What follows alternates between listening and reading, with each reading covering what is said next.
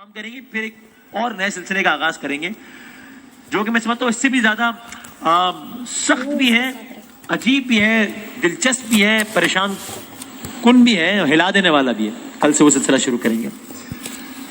تو ایک اور نشانی کیا ہے؟ دابۃ الارض. دابۃ الارض قرآن مجید کی ایک سورہ میں، سورہ نمل میں باقاعدہ اس حوالے سے پیش گوئی ملتی ہے. آیت کا ترجمہ کیا ہے کہ اور جب ہماری بات پوری ہونے کا وقت ان پر آ پہنچے گا تو ہم ان کے لیے ایک چلنے والا کھڑا کر دیں گے. یہ چلنے والا ان سے بات کرے گا کہ کون لوگ ہماری آیات پر یقین نہیں رکھتے تھے یہ قیامت سے پہلے بھی.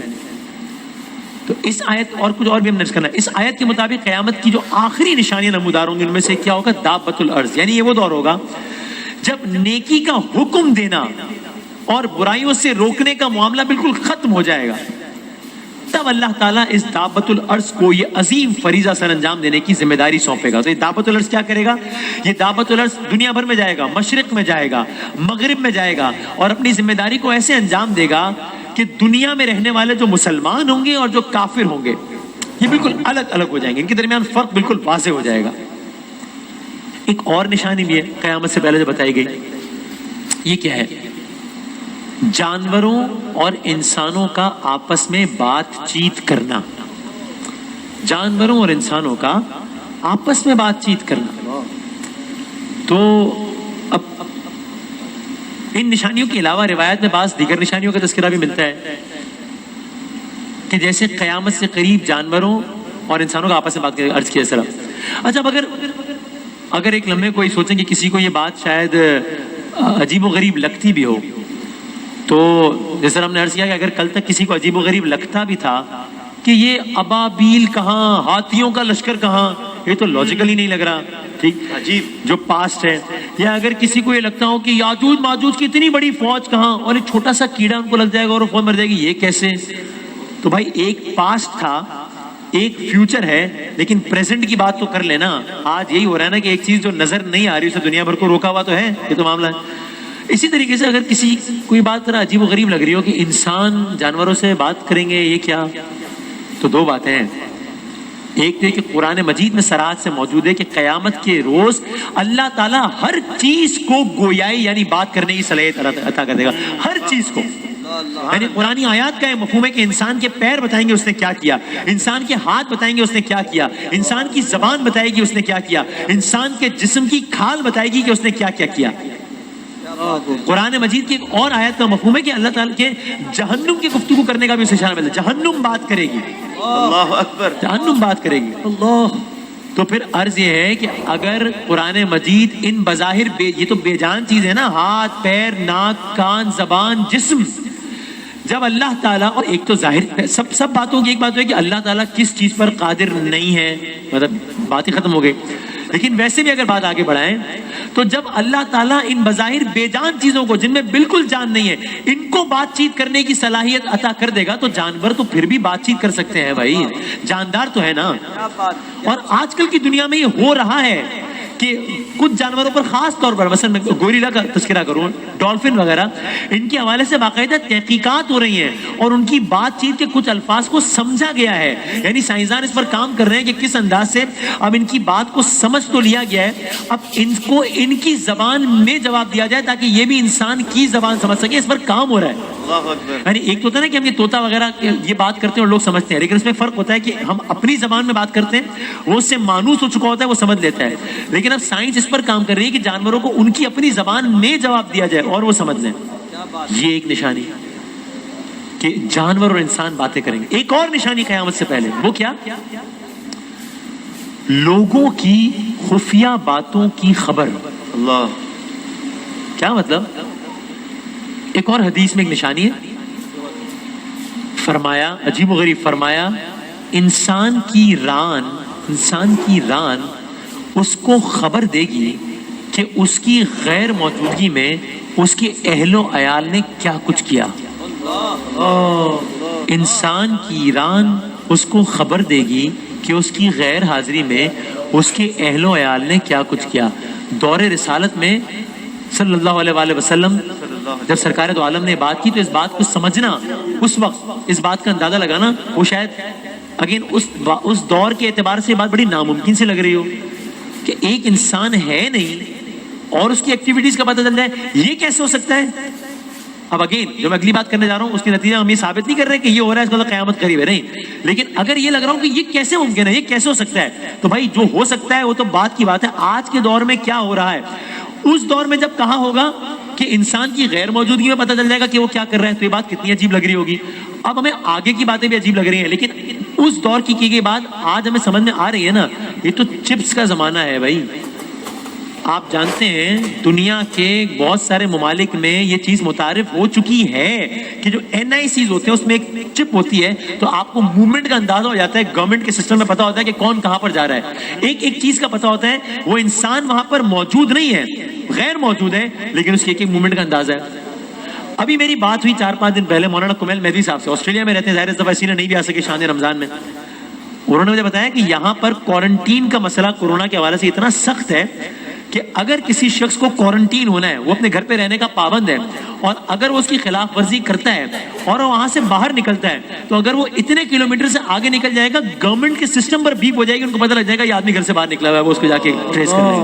تو انسان وہاں موجود تو نہیں ہے، پتہ چل رہا ہے کہ انسان کیا کر رہا ہے.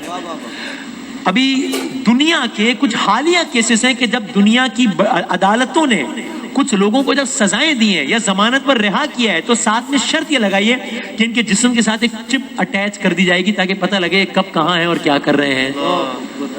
تو اس زمانے میں اگر یہ بات عجیب لگ رہی تھی، اب تو چپس کا زمانہ ہے، ہم اس کے بارے میں تمام معلومات بآسانی حاصل کر سکتے ہیں. اور جانے یہ تو آج کی بات ہے، پتہ نہیں قیامت سے پہلے ٹیکنالوجی کس قدر ترقی کر سکتی ہے.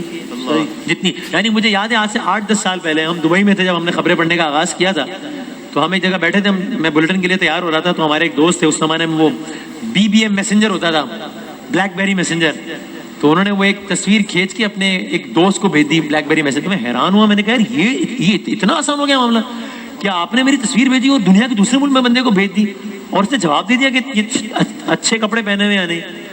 آج آپ ایک سیکنڈ میں بات کرتے ہیں، ایک تصویر کہتے ہیں واٹس ایپ پہ بھیجتے ہیں، دنیا کے اگلے کونے بیٹھا بندہ دیکھ لیتا ہے، کوئی مسئلہ ہی نہیں ہے. یعنی اب مجھے حیرت ہو رہی ہے کہ 10 سال پہلے مجھے اس بات پر اتنی حیرت کیوں تھی. آج تو یہ بچوں کا کھیل ہے. آج میرا بیٹا جو ہے 9 سال کا، وہی بیٹھے بیٹھے ایک تصویر کہتا ہے بھیج دیتا ہے مجھے، چاہے میں دنیا کے کسی بھی حصے میں ہوں. یہ ایک بات. ایک اور نشانی، زمینی مخلوقات کا معدوم ہو جانا، یہ قیامت کی ایک بڑی نشانی ہے. کیا ہوگا؟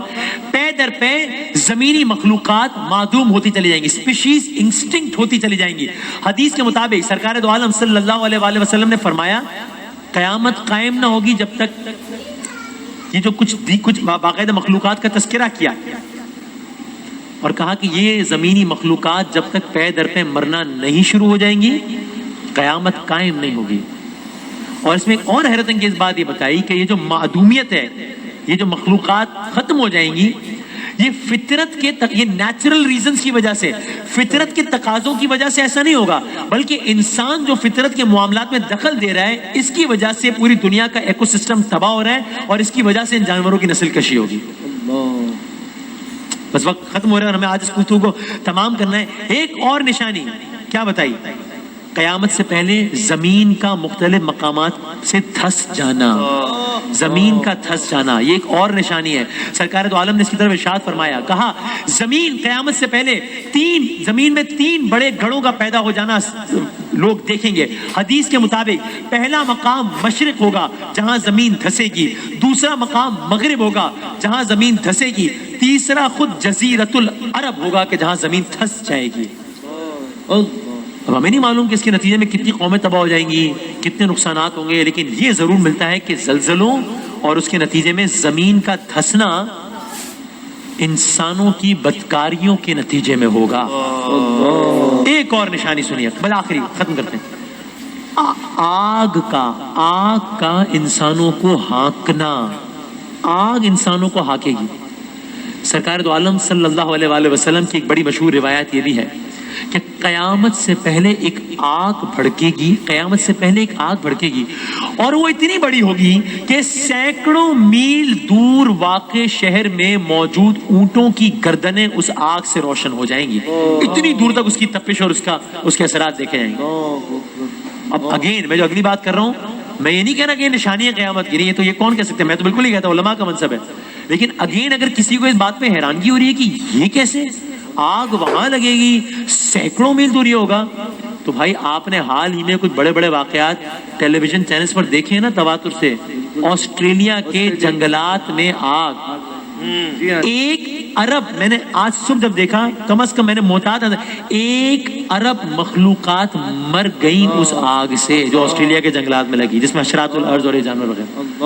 تو یہ تو ہم نے خود دیکھا نا. یعنی یہاں تک بتایا گیا کہ اس پورے خطے کا جہاں پر اس کا درجہ حرارت تبدیل ہو گیا، ٹیمپریچر چینج ہو کے رہ گیا، اتنی شدید آگ تھی. تو یہ تو آج کل ہو رہا ہے، ہم نے دیکھا ہے یہ تو آگے ایسا کچھ ہونا کیا عجب بات ہے. تو دوستو یہ یکم رمضان سے ہم نے آغاز کیا تھا.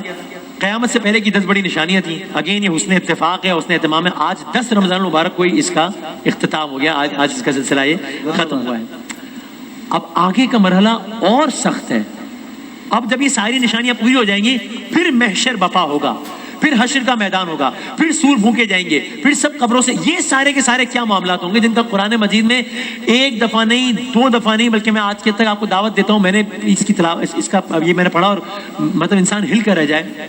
سورہ حج کی ابتدائی آیات کی دیکھیں، اس کا جو ترجمہ ہے، جو قیامت کا منظر بتایا، اور بہت سارے اس طرح کے قرآن مجید کی آیات ہیں. تو اب ان سب کے بعد حشر کا میدان جب بپا ہوگا وہ کیا مناظر ہوں گے، وہ کیا صورتحال ہوگی. تب ایک ایک دن کتنے 100 یا 1000 سالوں کا ہوگا. تب سورج کی تپش کا کیا عالم ہوگا، تب چاند ستاروں کا کیا عالم ہوگا، تب سمندر کیا منظر پیش کر رہے ہوں گے، تب قبریں کیا منظر پیش کر رہے ہوں گے، تب انسان کیا منظر پیش کر رہے ہوں گے، تب مردے کیا منظر پیش کر رہے ہوں گے. اب یہ عرض کریں گے انشاءاللہ آپ سے کل بریک کے بعد حاضر ہوتے ہیں. ماہ رمضان ہم کریں گے، پھر ایک اور نئے سلسلے کا آغاز کریں گے جو کہ میں سمجھتا ہوں اس سے بھی زیادہ سخت بھی ہے، عجیب بھی ہے، دلچسپ بھی ہے، پریشان کن بھی ہے، ہلا دینے والا بھی ہے. کل سے وہ سلسلہ شروع کریں گے. تو ایک اور نشانی کیا ہے؟ دابۃ الارض. دابۃ الارض قرآن مجید کی ایک سورہ میں، سورہ نمل میں باقاعدہ اس حوالے سے پیش گوئی ملتی ہے. آیت کا ترجمہ کیا ہے؟